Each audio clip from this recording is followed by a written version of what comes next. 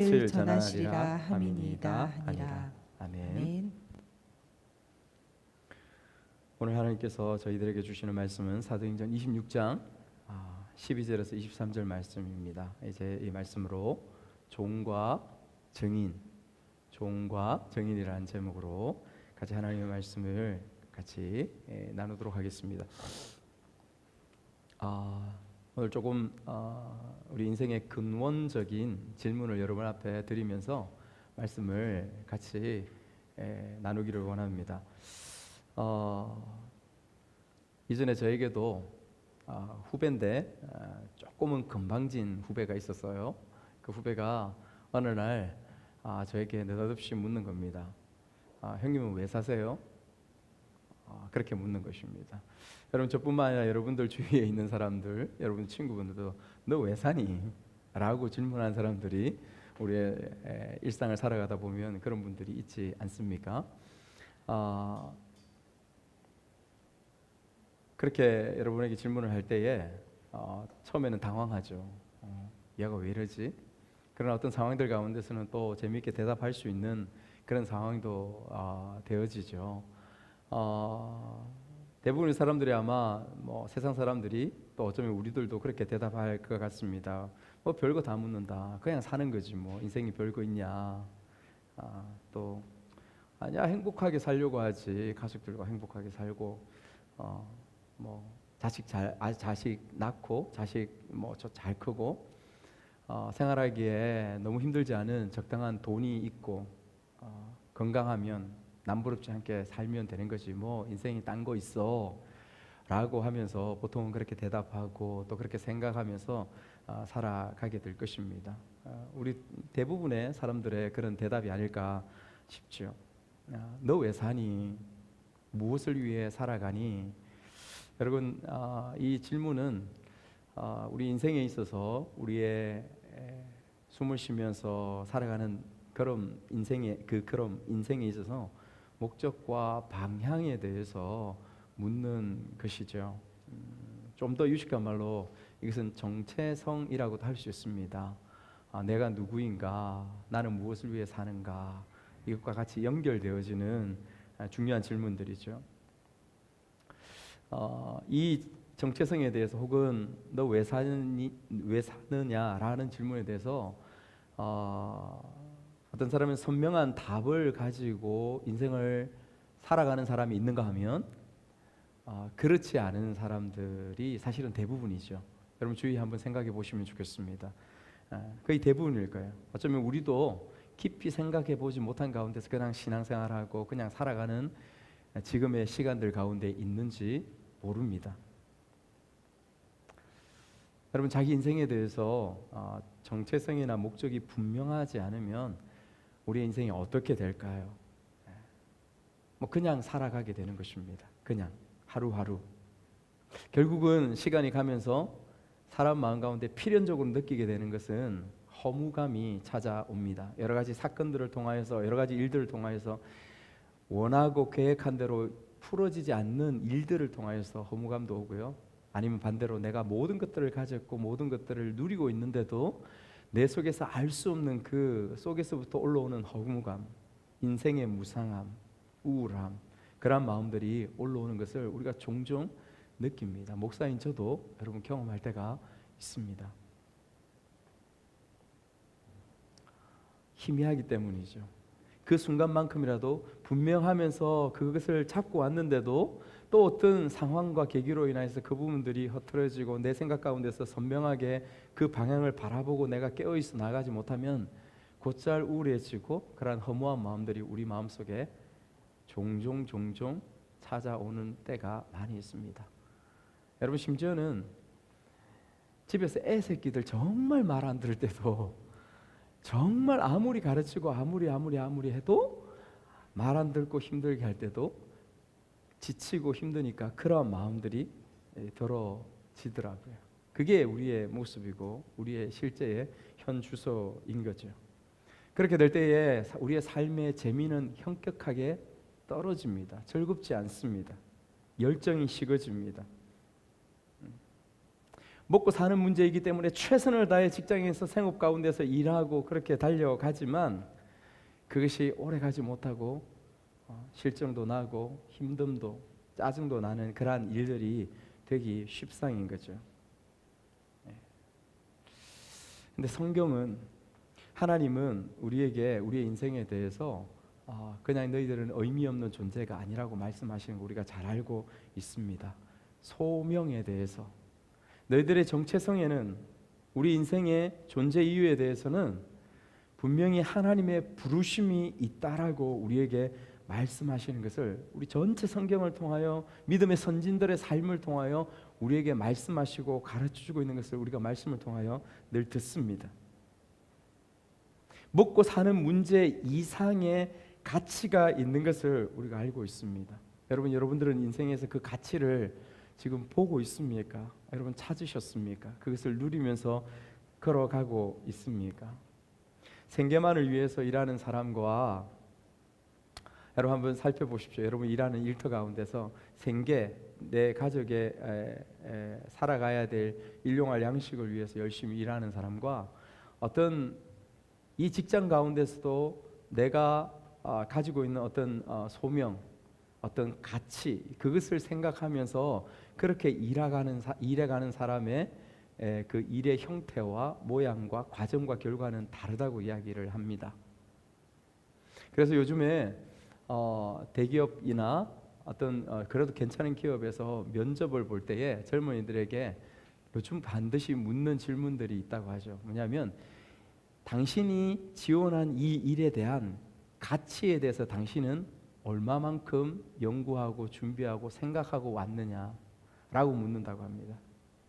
당신이 지망한 이 직종에 대해서 당신은 어떤 가치를 가지고 일해 가려고 생각하느냐라는 부분들을 질문한다고 하죠.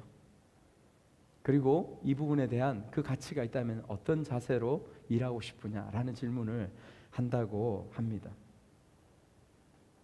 차이가 나기 때문에 그렇죠. 그냥 돈벌이하고 그냥 직장 때문에 그것과 가치와 소명감을 가지고 일하는 부분들은 분명히 차이가 있기 때문에 그럴 것입니다. 여러분, 오늘 우리가 읽었던 이 본문은 우리에게 부르심, 정체성이라는 것이 무엇인가에 대해서 바울 사도를 통하여 또 우리에게 새로운 부분으로 가르쳐 준다라고 저는 믿습니다.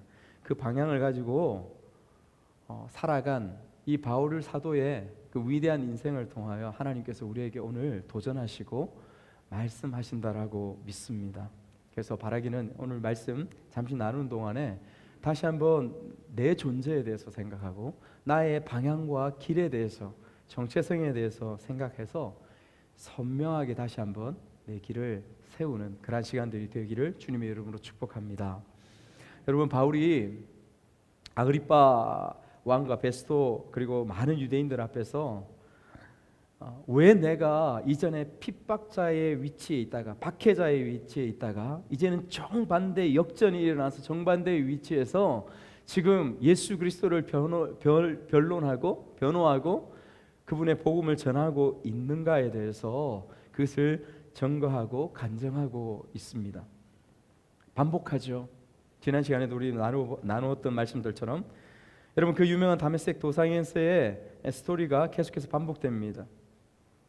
예수가 부활했다고 말하는 이 정신 나간 사이비 이단들, 우리의 율법과 하나님과 전통에 반역하는 그리스도인들을 잡아서 씨를 말리러 가는 길이 바로 바울의 길이 아니었습니까? 그 길 가운데서 다메섹 도상, 거기에서 그 다메섹으로 가는 길 가운데서 예수 그리스도를 만나는 놀라운 일들이 일어났습니다. 여러분, 13절에서 15절 우리 바울 사도가 고백하는 부분들을 한번 같이 읽겠습니다. 13절에서 15절 말씀 시작. 왕이여, 정오가 되어 길에서 보니 하늘로부터 해보다 더 밝은 빛이 나와 내 동행들을 둘러 비추는지라. 우리가 다 땅에 엎드려짐에 내가 소리를 들으니 히브리 말로 이르되 사울아 사울아 네가 어찌하여 나를 박해하느냐. 가시체를 뒷발질하기가 내게 고생이니라. 내가 대답하되 주님 누구시니까. 주께서 이르시되 나는 네가 박해하는 예수라. 아멘. 사울아 사울아 네가 어찌하여 나를 박해하느냐.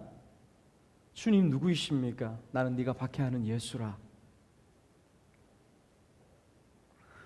바울 사도가 예수 그리스도를 처음 만나는 시간, 처음 만나는 순간이 바로 이 순간입니다.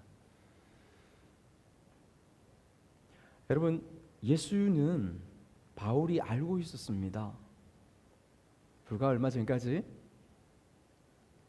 이스라엘 전체, 유대 전체 사회를 혼동 속에 여러 가지 갈등 속에 몰아넣었던 그 존재가 바로 예수 그리스도라는 존재였었죠. 그는 급기야 예루살렘에서 십자가에 죽임을 당했습니다.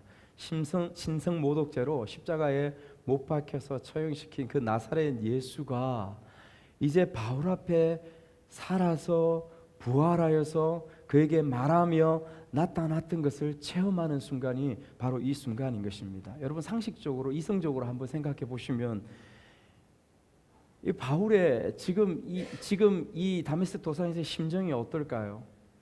그냥 뭐 다른 표현보다 머리가 하얘지고 뭐 놀람, 두려움들과 동반돼 머리가 하얘지는 그러한 가운데에 있지 않았겠습니까? 그도 그럴 것이, 여러분, 그도 그럴 것이, 왜냐하면 바울 사도는 예수 그리스도가 지난 3년여 공생의 기간 동안에 예루살렘에서 그리고 유대 전체 사회에서 어떻게 행했는지를 알고 있었습니다. 그리고 바울 사도는 더 분명하게 무엇을 알고 있었느냐면 구약의 성경에 대해서 능통했던 사람이 바로 바울 사도 아니었습니까? 누구보다도 능통하고 누구보다도 박식해서 다 말씀을 알았던 사람이 바울 사도였습니다. 그죠? 그 구약 성경에 특별히 바울 사도가 무엇을 알았을까요? 메시아가 우리를 구원하시기 위해서 하나님께서 보내신다는 사실을 먼저 알았습니다. 근데 그 메시아가 이 땅에 와서 사람들에게 붙잡혀서 죽임을 당하고 핍박을 당하고 그 말씀대로 다시 살아날 것이라는 것에 대해서 바울이 알았을까요? 몰랐을까요? 알았습니다. 그래서 바울이 고린도전서 15장 3절에서 4절 말씀에 본인이 직접 이렇게 고백하고 있습니다. 고린도전서 15장 3절 4절 같이 읽습니다. 시작. 내가 받은 것을 먼저 너희에게 전하였노니 이는 성경대로 그리스도께서 우리 죄를 위하여 죽으시고 장사 지낸 바 되셨다가 성경대로 사흘 만에 다시 살아나사. 여러분, 여기서 말하는 성경대로라는 것은 구약의 말씀을 이야기하게 하는 것입니다. 이사야서나 요엘서나 모세나 아브라함이나 그들을 통하여서 장차 오실 메시아 예수 그리스도에 대해서, 구원자 그리스도에 대해서 바울 사도는 명확하게 이해하고 알고 있었습니다. 그가 십자가에 못 박혀 죽을 것, 십자가 그가 우리의 고통을 당하고 못 박혀 죽을 것을 그리고 다시 살아날 것을. 여러분, 성경대로 사흘 만에 다시 살아나는 것에 대해서 구약 성경에서 뭐라고 말씀하고 있습니까? 시편 16편 10절 말씀은 하나님께서 다윗을 통하여, 예수 그리스도의 그림자인 다윗을 통하여 말씀하시는 부분입니다. 이렇게 말씀합니다. 같이 읽겠습니다. 시작. 이는 주께서 내 영혼을 소홀에 버리지 아니하시며 주의 거룩한 자를 멸망시키지 아니할 것이십니다. 주께서 내 영혼을, 다윗을 통하여 예수 그리스도의 고백을 영적으로 하고 있는 것입니다. 소홀이 무엇입니까? 땅 밑이에요. 지하입니다. 그것은 지옥을 이야기하는 것입니다. 죽음을 이야기하는 것입니다. 그곳에서 멸망시켜서 그대로 썩어 버리지 않게 하실 것입니다. 그리스도의 부활에 대해서 말씀하고 있는 것입니다. 바울이 무엇을 알았습니까? 하나님의 능력이 아니면 인간이 다시 살아나는 기적은 없다는 것입니다. 지난주에 우리 살펴보았던 것처럼. 그런데 살아난 일이 없는데 전지전능하신 하나님께서 함께 하시고 하나님께서 역사하시면 그 사람이, 그 인생이 살아날 것을 알게 되는 것이죠. 그것을 강조하고 그것을 선포하는 것입니다.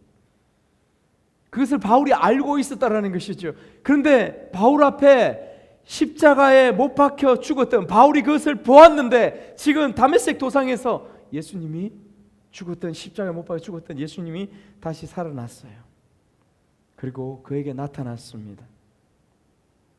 더욱이 바울은 그 예수를 따르는 사람들을 잡아서 죽이려고 핍박하려고 혈안이 되어 있어서 그렇게 나아가던 그러한 길들 가운데 있었는데 그 바울에게 예수가 나타났더니 하얘지는 거죠. 바울의 머리가 하얘지는 것입니다.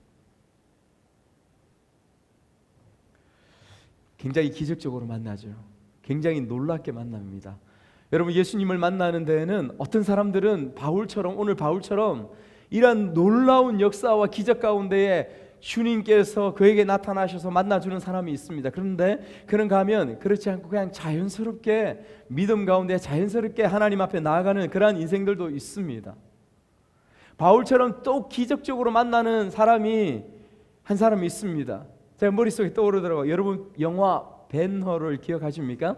여러분, 벤허가 기억나십니까? 저희들이 어릴 때, 여러분, 영화가 언제 나왔는지 몰라요. 1900년대 아마 초반에, 중반에 나왔습니까? 정확하게 연도는 모르겠는데 제가 중학교, 고등학교 갔을 때 벌써 이 영화가 있었어요. 그래서 학교에 가면 항상 시험 치고 나면 학교에서 이 벤허라는 영화를 저희들에게 늘 보여주었습니다. 여러분도 맞죠? 여러분도 그러지 않았습니까? 이 영화가 굉장히 대작이었습니다. 여러분, 이 영화를 보면서 여러분 기억나는 장면들이 있을 거예요. 뭐 전차 경주하는 것도 장면 날 것이고, 주연이 누구였습니까? 찰튼 누구였죠? 찰튼 헤스턴. 굉장히 잘생겼죠. 사진 안 나옵니까? 예, 사진도 제가 하나 준비했는데, 예, 기억나십니까? 예, 찰튼 헤스턴. 그 다음에 배너 사진도 한번 나옵니까? 예, 기억나시죠? 이 영화 안 보신 분 계십니까? 다 보셨죠? 다 보셨죠?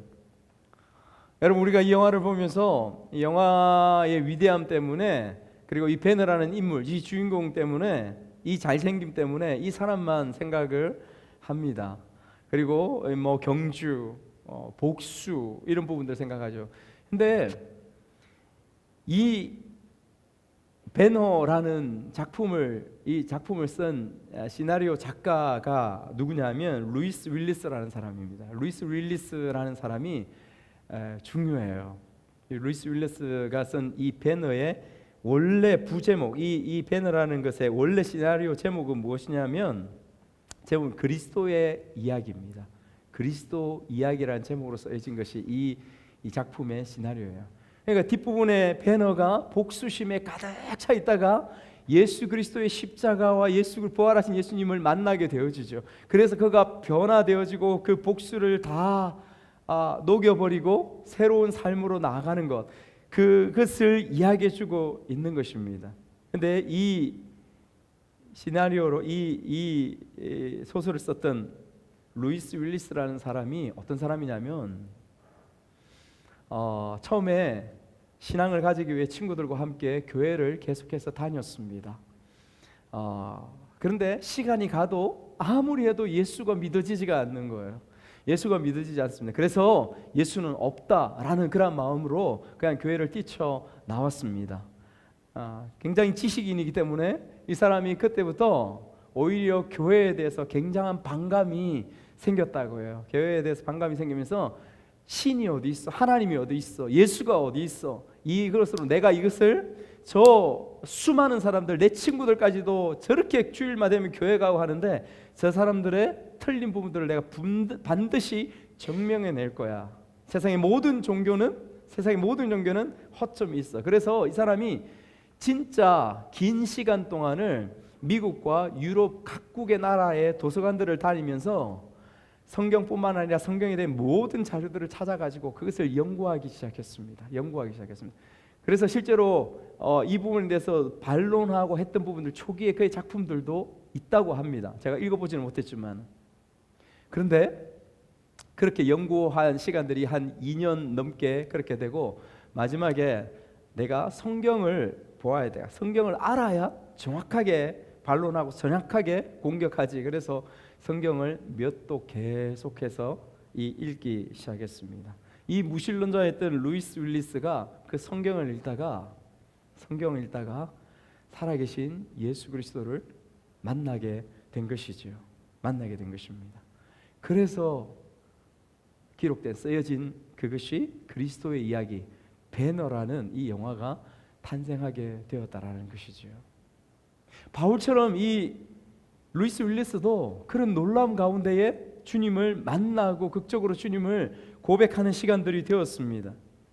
그런데 우리는 다 그렇지는 않습니다. 모태신앙으로 때로는 사탕 나눠준다는 말에 성탄절에 친구의 초대를 받아서 교회에 나아갑니다. 그런데 중요한 것은 무엇입니까? 그렇게 극적으로 우리가 주님을 만났든지 아니면 그렇게 자연스럽게 주님 앞에 나와서 이 자리에 앉아 있든지 중요한 것은 무엇이냐면 우리가 하나님의 동일한 자녀라는 것이 중요한 것입니다. 그래서 요한 1서 12장에서 주님께서 우리에게 말씀하시는 것이 있습니다. 영접하는 자 곧 그 이름을 믿는 자들에게는 하나님의 자녀가 되는 권세를 주셨으니 모두가 하나님의 자녀가 되었다라는 것이죠.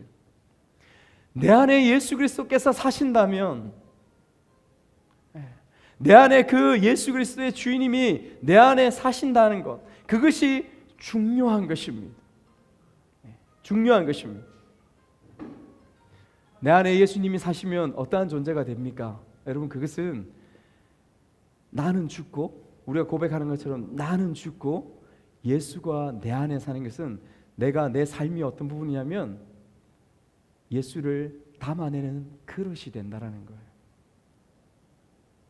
예수를 담아내는 그릇이 되는 것입니다. 그래서 갈라디아서 2장 20절 말씀에 이렇게 말씀합니다. 우리 한번 읽어볼까요? 잘하는 말씀입니다. 시작. 내가 그리스도와 함께 십자가에 못 박혔나니 그런즉 이제는 내가 사는 것이 아니요 오직 내 안에 그리스도께서 사시는 것이라. 이제 내가 육체 가운데 사는 것은 나를 사랑하사 나를 위하여 자기 자신을 버리신 하나님의 아들을 믿는 믿음 안에서 사는 것이라. 내가 그리스도와 함께 십자가에 못 박혔나니 죽었다라는 것입니다. 나는 죽었다는 것입니다. 이제 그의 아들을 믿는 믿음 안에서 사는 삶이 그리스도인 저와 여러분의 삶이라고 그렇게 말씀해주고 있는 것이죠. 여러분, 이 말씀 가운데서 여기에 바로 삶의 목적과 방향이 선명해지는 것입니다. 비로소 우리가 정체성을 가지게 되는 것이죠. 주님은 바울에게 너는 이 정체성을 분명하게 가지라라고 말씀하십니다. 우리가 읽었던 본문의 말씀을 한번 보았으면 좋겠습니다. 여러분 16절 말씀을 보았으면 좋겠습니다. 주님께서 그 믿음 안에 사는 너 왜 사니? 너의 정체성이 뭐야? 라고 하는 부분들을 하나님께서 직접 바울에게 그 부분에 대해서 말씀해 주고 있습니다. 16절 말씀을 우리 큰 소리로 같이 읽습니다. 시작. 당신들은 하나님이 죽은 사람을 살리심을 어찌하여 못 믿을 것으로 여기나이까? 죄송합니다. 16절 말씀입니다. 16절 말씀. 16절 잘못 적었네요. 16절 말씀 성경을 보시고 같이 읽습니다. 시작. 일어나 너의 발로 서라. 내가 나타난 것은 곧 네가 나를 본 일과 장차 내가 네게 나타날 일에 너로 종과 증인을 삼으려 함이니. 종과 증인을 삼으려 함이니. 주님께서, 예수께서 바울에게 말씀하시는 너를 종과 증인으로 삼겠다라고 말씀하시는 것입니다. 여러분, 여기 우리가 읽었던 16절 말씀에 일어나 너의 발로 서라라는 말은 어떤 의미냐면 너 지금 쓰러져 있으니까 너의 발로 일어서, 이 의미가 아닙니다. 이 원문의 말씀은 무엇이냐면 예레미야와 에스겔을 불렀을 때의 그 단어가 그대로 쓰입니다. 선지자를 민족 가운데서, 너의 인생 가운데서 하나님께서 불러 일으켜 세워서 선지자의 사명을 주면서 일어서라고 말씀하시는 그 의미가 바로 이 말씀의 의미입니다. 그게 바울에게 사명을 주시는 말씀이에요. 바울에게 너의 인생의 의미를 주시는 말씀이 바로 일어나 너의 발로 서라라고 말씀하시는 이 말씀의 의미인 것입니다. 소명을 주시는 거죠. 여러분, 바울이 16절 말씀을 다시 한번 주목해 보십시오. 종과 증인으로 서라고 합니다. 근데 무엇의 종과 증인으로 서라고 하시는지 여러분 다시 한번 말씀을 한번 보십시오. 성경, 여러분 가진 성경을 보시죠. 16절. 이 말씀은 잘못됐습니다. 16절 말씀을 보시면 다시 한번 보십시오. 어떤 부분에 종과 증인으로 서라고 말씀하시는지 보시면, 일어나 너의 발로 서라. 내가 네게 나타난 것 곧 네가 나를 본 일과, 첫 번째, 지금 내가 너에게 나타난 것, 너의 인생의 역전이 일어난 것, 내가 십자가에 못 박혀 죽었다가 지금 현재 다시 살아난 것, 과거와 현재에 대해서 너는 종이 되고 정인이 되어라라고 말씀하십니다. 두 번째, 무엇에 대해서 주님께서 정확하게 종과 정인이 되라고 말씀하십니까? 두 번째 보십시오. 두 번째 말씀하시는 본 일과 장차 내가 네게 나타날 일에, 내가 너에게 나타날 일, 바울 너와 내가 함께하여서 너와 함께 이루어갈 그 일들, 너의 일상 가운데에 내가 나타나서 너와 동행할 그 일들, 하루하루 너의 일상들 가운데 나타난 예수 그리스도, 그것에 네가 종과 증인이 되어라 라고 말씀하고 있는 것을 여러분 깨달으셔야 됩니다. 뭐라고 말씀하시냐면, 예수께서 과거에 내가 예수 그리스도를 인하여서 복음을 전한 것과 십자가에 못 박혀 죽은 것과 지금 현재 너에게 나타난 것, 과거와 현재와 그리고 미래, 너와 함께 이루어갈 복음의 그 사역들, 너와 함께 이루어갈 일상의 모든 하루하루의 일상들, 그것이 힘들고 고통스럽고 아프고 어려운 일이라 할지라도 그곳에 내가 함께 하겠다. 여러분, 제가 묻습니다. 우리의 좋은 일, 행복한 일, 잘 되는 일에만 하나님께서 함께 하시고 예수께서 함께 하시냐? 아닌 거 우리가 알고 있습니다. 여러분, 지금 우리가 읽고 있는 바울 사도의 그 복음의 여정, 그 힘듦의 여정만큼 지금 여러분들 가운데 힘든 여정 가운데 있는 분이 혹 있습니까? 있으시면 한번 손들어 보시면 좋겠습니다. 없습니다. 바울 사도의 이 복음을 향한 행진만큼, 그곳에 그 가운데 당하는 고통과 아픔과 목숨의 위협과 두려움만큼 더 힘든 삶은 아마 우리 가운데 없을 거예요. 그 여정 가운데도 변함없이 함께 하시고 동행하시는 예수 그리스도를 너는 종이 되고 증인이 되어라. 하나님께서, 예수님께서 지금 바울에게 그것을 말씀하고 있습니다. 여러분, 종을 말할 때에 헬라어로 뭐냐면 휘페르테스라고 이야기합니다. 이 휘페르테스는 무슨 뜻이냐면 정확하게 이 뜻입니다. 로마가 다른 나라를 지배할 때 바다에 배를 타고 나아갑니다.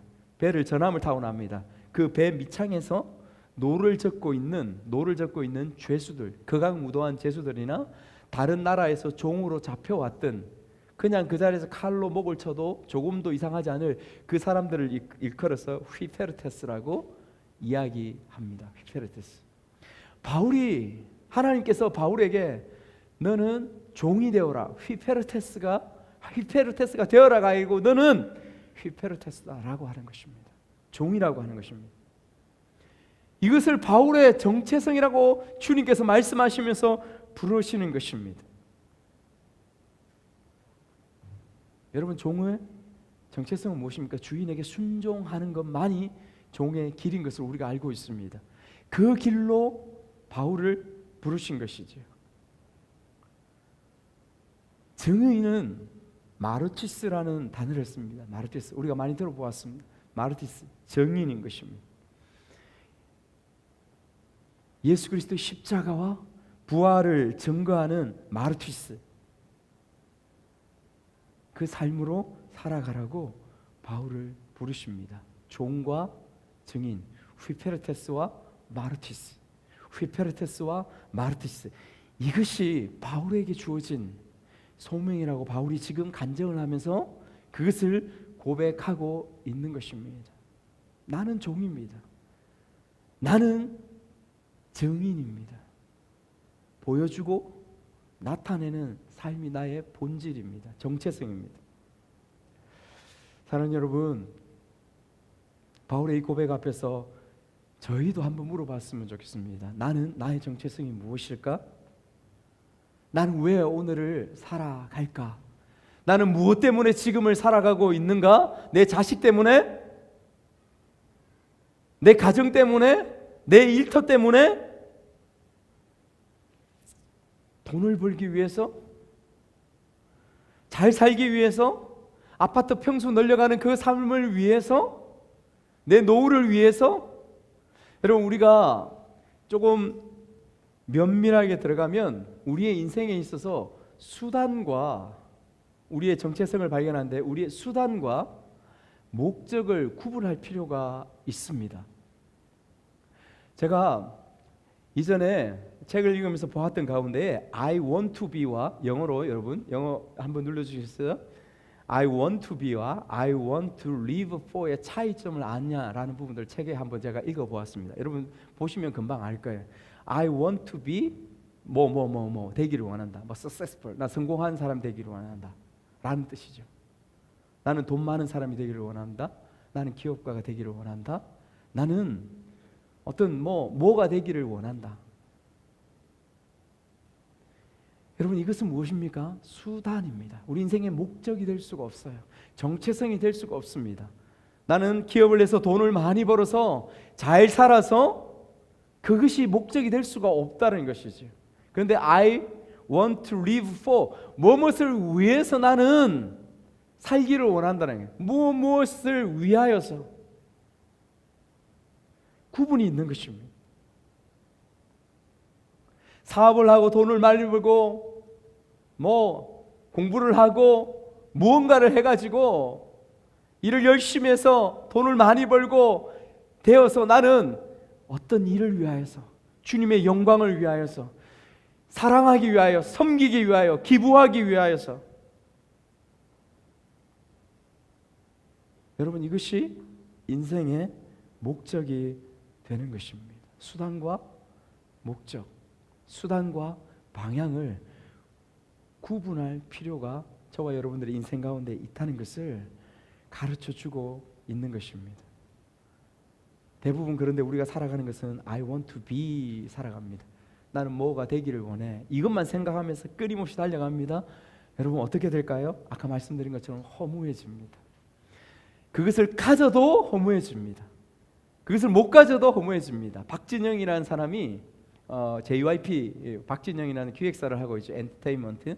수많은 가수들을 길러내고 합니다. 그 사람이 간증하는 부분들을 제가 한번 보았어요. 유튜브에서. 그 사람이 이야기하는 부분들이 그것입니다.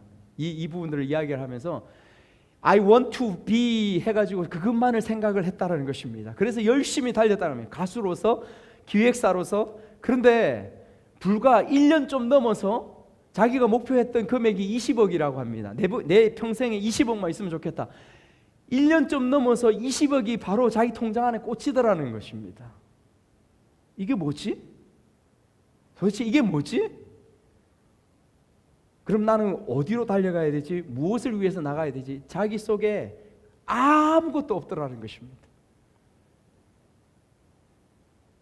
그래서 자기가 한동안 좌절과 실망과 우울감 가운데 빠져서 그때부터 자기가 어릴 때부터 들어왔던 예수 그리스도, 자기가 어릴 때부터 아버지가 장로거든요.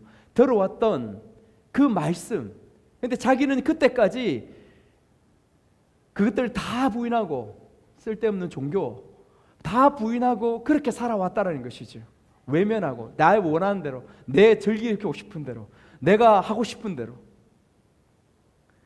그때 들어서 이 사람이 그때부터 전화기도 꺼놓고 성경을 찾고 책을 읽고 찾아가기 시작해요. 모든 종교들을 찾고 모든 종교들을 연구하고 공부하고 마지막에 자기가 했던 부분들이 있다고 합니다. 이스라엘에 갔다고 합니다. 이스라엘 가가지고 몇 달 동안 그곳에 살면서 전화기 다 꺼놓고 딱 한 가지 했다고 합니다. 뭐 했냐면 도대체 이 성경과 이 성경이 역사적인 증거로서, 역사적인 사실로서 존재하고 있다는 것은 알고 있는데 이 성경에 기록된 그 말씀이 역사에 우리가 살아왔던 현장 가운데서 그대로 이루어졌는가 이루어지지 않았는가를 자기는 단순하게 그것을 알고 싶었다는 것입니다.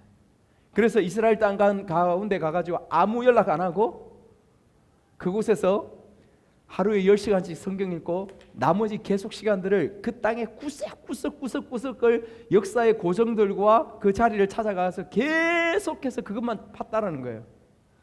자기가 발견한 게 그때 무릎을 치고 그때 뭐 말할 수 없는. 그래서 자기가 고백하는 그겁니다. 하나도 이루어지지 않은 것이 역사 가운데 없습니다. 하나도 그대로 이루어지지 않은 것이 역사 가운데 하나도 없습니다. 그래서 나는 길을 찾았습니다. 그래서 나는 길을 찾았습니다.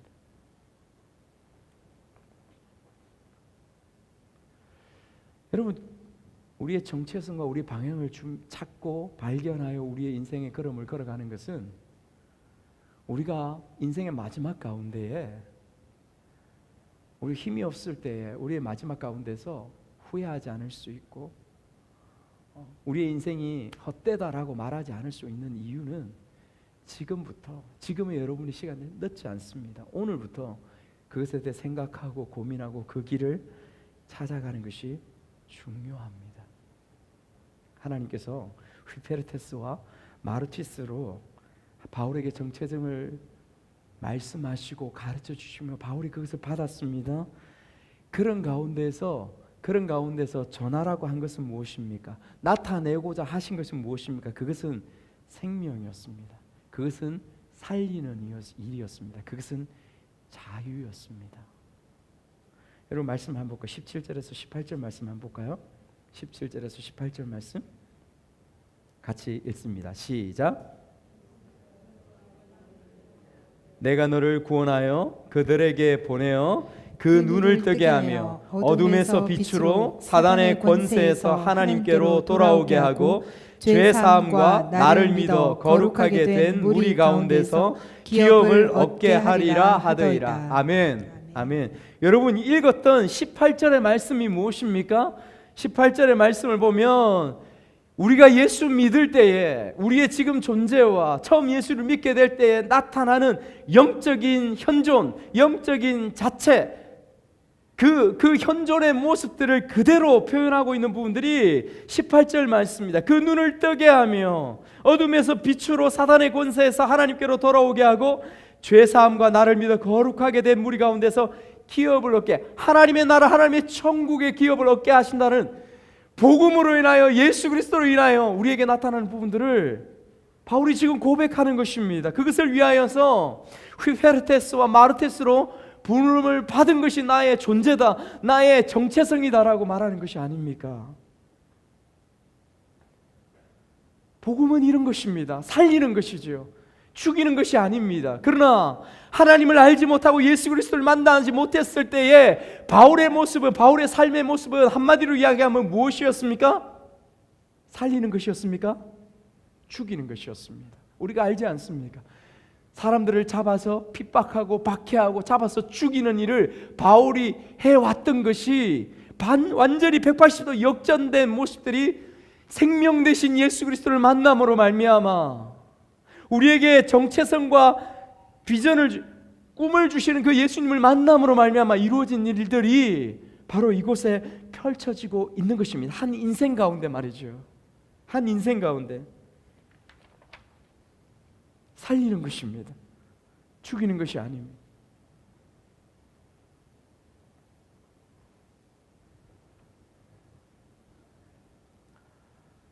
여러분 그곳에 대해서 바울이 나의 모습이 어땠는지에 대해서 한 부분들을 이야기합니다. 14절 말씀을 다시 한번 읽겠습니다. 14절 말씀, 본문 14절 말씀 시작. 우리가 다 땅에 엎드러짐에 내가 소리를 들으니 히브리 말로 이르되 사울아 사울아 네가 어찌하여 나를 박해하느냐? 가시채를 뒷발질하기가 네게 고생이라. 여러분 가시채를 뒷발질하기가 너에게 고생이다. 가시채를 뒷발질하는 것은 이 당시에 무엇이냐면 사람들이 소를 메고 밭을 갈고 논을 갈 때에 밑 뒤에 쟁기를 잡거나 할 때에 주인이 붙잡고 있는 나무 막대기 끝에 쇠꼬챙이를 답니다. 쇠꼬챙이를 물어서 소가 말을 안 듣고 다른 쪽으로 길을 갈 때 그 쇠꼬챙이로 소의 엉덩이를 찌릅니다. 그럼에도 불구하고 그 소가 끝까지 말 안 듣고 뒷발질하거나 막 다른 길로 가면 주인은 더 화가 나서 이 꼬챙이로 찌르면 그래서 피가 흘렀다고 합니다. 피가 흘러. 그래서 바른 길을 가게 하는 것이죠. 가시채를 뒷발질하기가 너에게 고생이에요. 고생.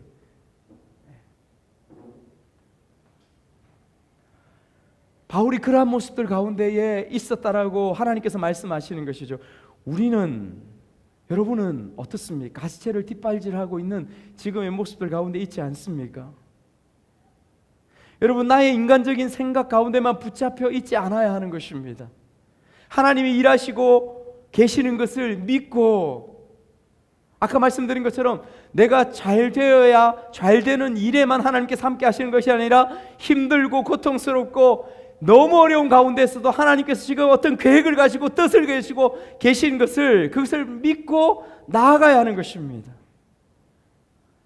여러분, 이것을 믿지 못하고 내 마음속에서 하는 것은 무엇이냐면 가시체를 하나님 앞에 뒷발질하는 그런 모습들 가운데 있습니다. 누가 힘들까요? 자신이 힘듭니다. 남는 것은 무엇이냐면 피를 흘리는 시간들 가운데에, 여정 가운데에 있게 되어지는 것입니다. 가시체를 뒷발질하지 마십시오. 하나님 앞에 말씀에 순종하고 나아가는 것이 중요합니다. 말씀을 정리하겠습니다. 예수님 안에서 우리가 꿈꾸기를 원합니다. 믿음 안에서 하나님이 오늘 우리에게 말씀하시는 것처럼 바울에게 주신 그 고백처럼 정체성을 가지라고 말씀하십니다. 그것을 지금 고민하라고 이야기하는 거죠. 지금 생각하라고 이야기하는 것입니다. 바라기는 바울이 자기의 존재에 대해서 고백합니다. 나는 휘페르테스다. 나는 종이다. 나는 마르키스다. 나는 증인이다. 이 고백들이 저와 여러분들의 본질적인 존재의 정체성의 고백들 가운데 가득하고 충만하기를 주님의 이름으로 축복합니다. 그래서 하늘 여러분들이 만나는 지금의 모든 일상들과 삶 가운데에서 내가 어떤 일들, 내 현실의 일들이 잘 되든 잘 되지 않든 어떤 상황들 가운데에 이 휘페르테스와 마르티스로서의 삶을 살아내고 살아가고자 결단하는 그런 고백들이 우리 가운데 있기를 주님의 이름으로 축복합니다.